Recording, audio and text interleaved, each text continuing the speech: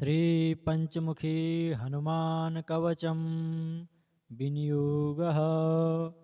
ॐ अस्य श्रीपञ्चमुखहनुमत्कवचमन्त्रस्य ब्रह्मा ऋषिः गायत्री छन्दः पञ्चमुखविराट हनुमान देवता ह्रीं बीजं श्रीं शक्ति क्रौं कीलकं क्रूं कवचं क्रैं अस्त्राय फट।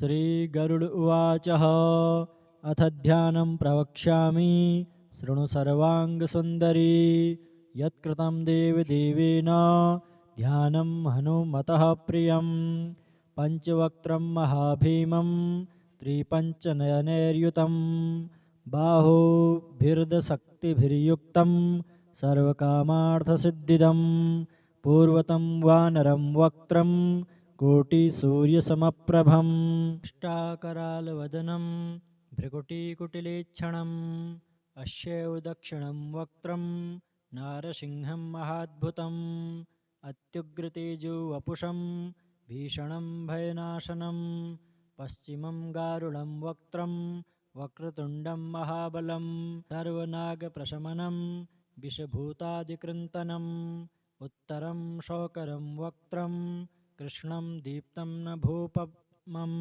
पातालसिंहवेताल ज्वररोगादिकृन्तनम् ऊर्ध्वं भयाननं घोरं दानवान्तकरं परं येन वक्त्रेण विप्रेन्द्र तारकाख्यं महासुरं जघानशरणं तस्यात् सर्वशत्रुहरं परं ध्यात्वा पञ्चमुखं रुद्रं हनुमन्तं दयानिधिं खड्गं त्रिशूलं खट्वाङ्गं पाशमङ्कुशपर्वतं मुष्टिं कौमोदकीं वृक्षं धारयन्तं कमण्डलुं भिन्दिपालं ज्ञानमुद्रां दशभिर्मुनिपुङ्गवम् एतान्यायुधजालानि धारयन्तं भजाम्यहं प्रेतासनोपविष्टं तं सर्वाभरणभूषितं दिव्यमाल्याम्बरधर प्रेतासनोपविष्टं तं सर्वाभरणभूषितं दिव्यमाल्याम्बरधर दिव्यगन्धानुलेपनं सर्वाश्चर्यमयदेव हनुमद्विश्वतोमुखं हास्यमच्युततमनेकविचित्रवर्णं वक्त्रं शशाङ्कशिखरं कपिराजवयं पीताम्बरादिमुकुटैरुपशोभिताङ्गं पिङ्गाक्षमाद्यमनिशं मनसा स्मरामि मर्कटेशं महोत्साहं सर्वशत्रुहरं परं शत्रुसंहर मां रक्ष श्रीमन्नापदमुद्धर। ॐ हरिमर्कटमर्कट मन्त्रमिदं लिख्यति वामतले यदि नश्यति नश्यति शत्रुकुलं यदि मुच्यते वामलता। ॐ हरिमर्कटाय स्वाहा। ॐ नमो भगवते पञ्चवदनाय पूर्वकपिमुखसकलशत्रुसंहारणाय स्वाहा। ॐ नमो भगवते पञ्चवदनाय दक्षिणमुखाय करालवदनाय नरसिंहाय सकलभूतप्रथमनाय स्वाहा। ॐ नमो भगवते पञ्चवदनाय पश्चिममुखाय गरुडाननाय सकलविषहराय स्वाहा। ॐ नमो भगवते पञ्चवदनाय उत्तरमुखाय दिवराहाय सकलसम्पत्कराय स्वाहा। ॐ नमो भगवते पञ्चवदनाय ऊर्ध्वमुखाय हयग्रीवाय सकलजनवंशकराय स्वाहा। ॐ अस्य श्री पञ्चमुखहनुमन्मन्त्रस्य श्रीरामचन्द्र ऋषिः अनुष्टुप् छन्दः पञ्चमुखवीर हनुमान देवता हनुमानिति बीजं वायुपुत्र इति शक्ति अंजनीसुत इति कीलकं श्रीरामदूत हनुमत्प्रसाद सिद्ध्यर्थे जपे विनियोगः।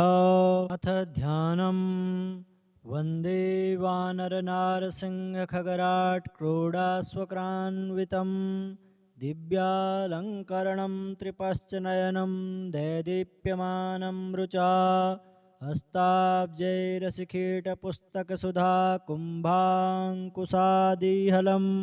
खट्वाङ्गं फणिभूरुहदशभुजं सर्वारिवीरापहम् श्रीरामदूतायाञ्जनेयाय वायुपुत्राय महाबलपराक्रमाय सीतादुःखनिवारणाय लङ्कादहनकारणाय महाबलप्रचण्डाय फाल्गुनसखाय कोलाहलसकलब्रह्माण्डविश्वरूपाय सप्तसमुद्रनिर्लङ्घनाय पिङ्गलनयनायामितविक्रमाय सूर्यबिम्बफलसेवनाय दुष्टनिवारणाय दृष्टिनिरालङ्कृताय सञ्जीविनी सञ्जीविताङ्गदलक्ष्मणमहाकपिसैन्यप्राणदशकण्ठ विध्वंसनाय रामेष्ठाय महाफाल्गुनसखाय सीतासहितरामवरप्रदाय षट्प्रयोगागमपञ्चमुखवीरहनुमतमन्त्रजपे विनियोगः।